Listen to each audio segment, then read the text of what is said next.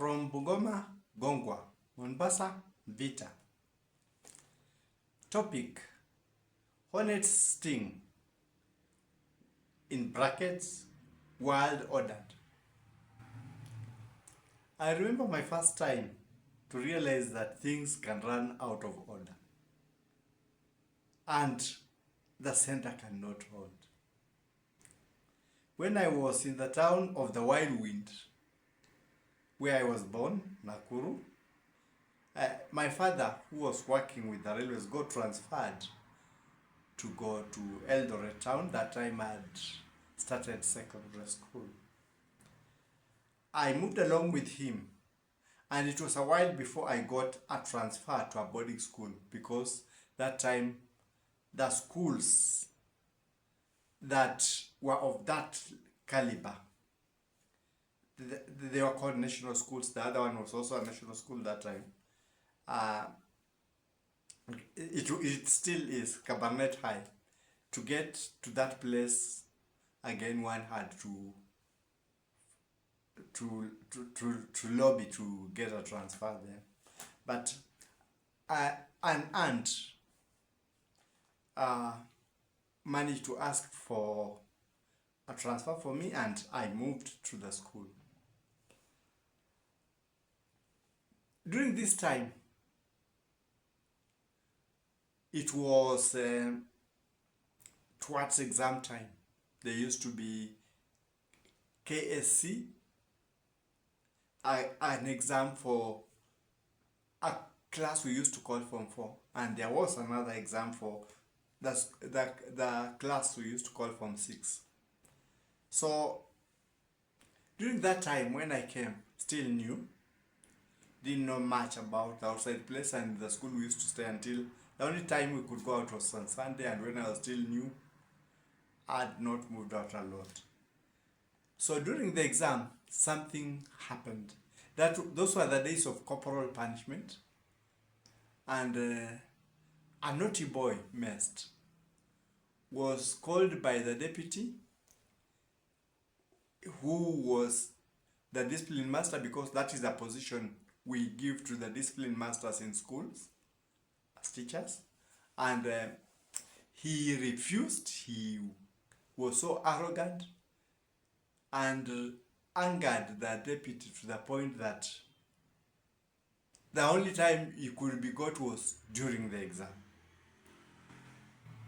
So he came, I think out of that anger, he thought the exam was almost over and did not want him to get away, and ordered the boy out. The invigilator protested, but the deputy was angry. So the boy got out, and after a while, the inspector and the invigilator and the one who was in charge managed to get the boy back, and the boy did the exam. Was added some extra time. Those days one could be added if there were circumstances that made it be. But the fellow students were very angry. So they were planning something evil, and we didn't know. We were still. So in the evening, they were able to move the whole school, and they wanted to go and beat up the deputy. They went to his house, which was in the compound. The teachers by then had good houses in the compound.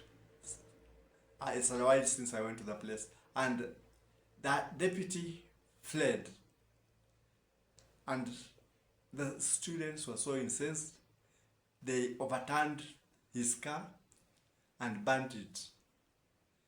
That time, few people had cars. Cars were a rare thing. And when they were doing that, we were in the group. Everybody had to get there because the rough people, and everybody was moving to that place.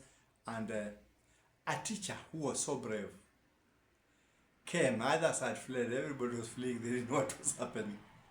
came and said, "You are misbehaving." And the students threatened with him with stoning and whatever, and he told them, "You can go right ahead, do whatever you want, but I'll tell you the truth. You're messing. If there is anything that goes wrong in this place, there are structures, there are channels. Whatever you have done is a crime. We don't know what will happen when the police come, because the police station was near. And within a short time, the police were there with tear gas. And they wanted to lobby the tear gas because everything was rowdy. And the person, the teacher still, went in between and said, I have come, I've risked. They are not violent now. If we take a violent move and they become violent, there may be more destruction. So the police listened to him. They told him what next. He went and talked to the students and told their students, please go back to the dorms and sleep. But the students, you know, people get excited during such a time. Told him we have to, I don't know, go to, was it that time, wanted to go to the Dio's place? And all these places, and we walked together. After some time, he told people, let's get back. Nobody will interfere with you. The police are not interfering. You have committed crimes. He told us the truth. But nobody is going to get to you because it's just property that is damaged. Go to the dormitories and sleep. And people slept. And for about 4 days, there was a lot of tension. Then on the 5th day, the then president of the country came to the town. I didn't know that he was the chairman of the board of governors by that time. And we went cheering, and when he came with the security at that time and told us, sit down. It was in the field, and we sat. And he was angry. He told us, like a teacher I was, and a father, such a things would have deserved punishment. You would have been whipped. By that, when fathers used to get angry to us, they used to cane us. That was the mode. It was normal.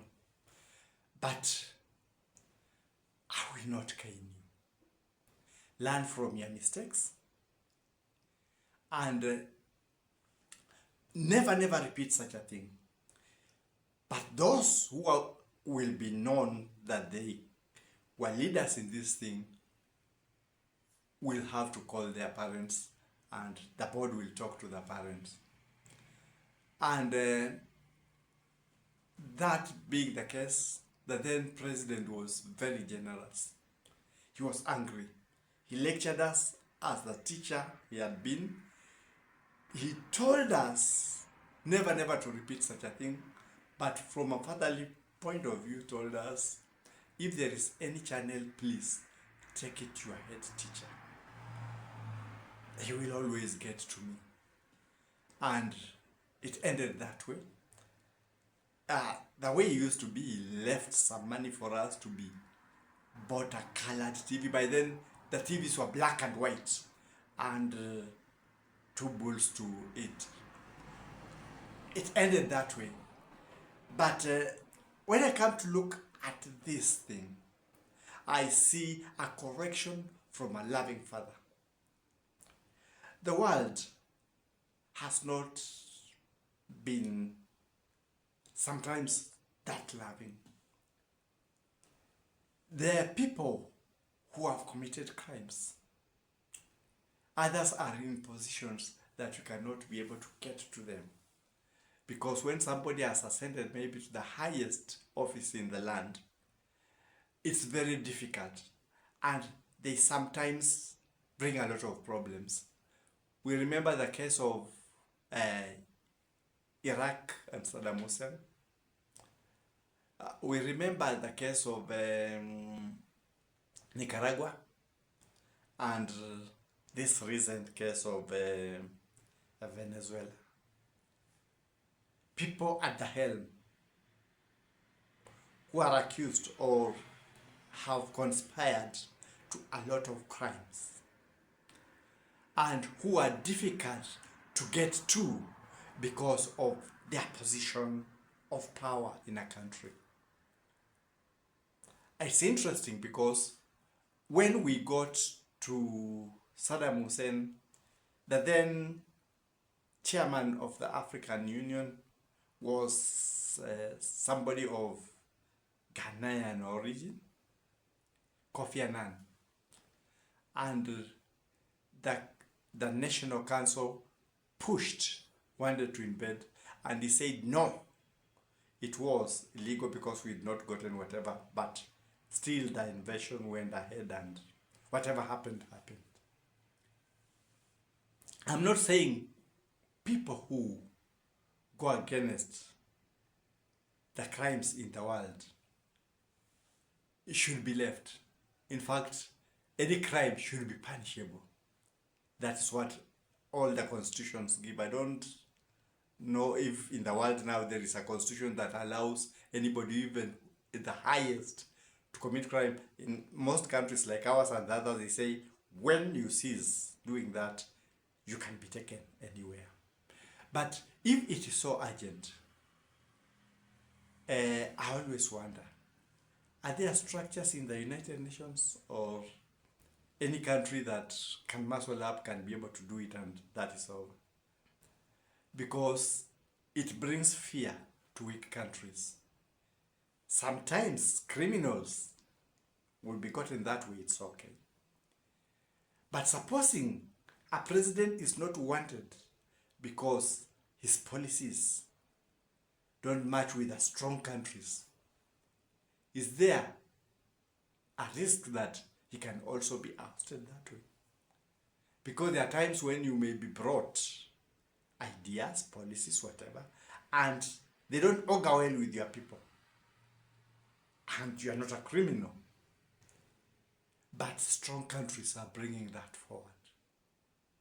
What will you do? Will you succumb? Because they can use their muscle power to get you out of the way. As we talk of removal of criminals, which is a good thing, we should also think of the sovereignty of countries. How can they be maintained? Because in the Second World War, it was such a things that happened and set the whole world on fire. Some countries were neutral and they believed nobody can touch them. And then the idea of land and conquest and the strongest can take it all began. You know what happened to the countries that time, Poland and whatever? Because militarily they were not as mighty as other nations. They started being divided and people overlooked everything to do with sovereignty. You don't have to be a militarily powerful country to be sovereign. But then, what does the world say? What does the United Nations say? Are there structures? I may not be very knowledgeable, but I think if there are no extradition, then there is always something that can be followed, channels. I don't know, I'm not very conversant. But I feel it gives countries that are not militarily strong fear, a shiver running down the spine of the leaders of those countries. Because it says, you may be gotten as a criminal, or if your policies don't match ours, we can still get you out and put somebody there. This is something that the world has to think about as the problem of criminals problem of terrorism are being tackled?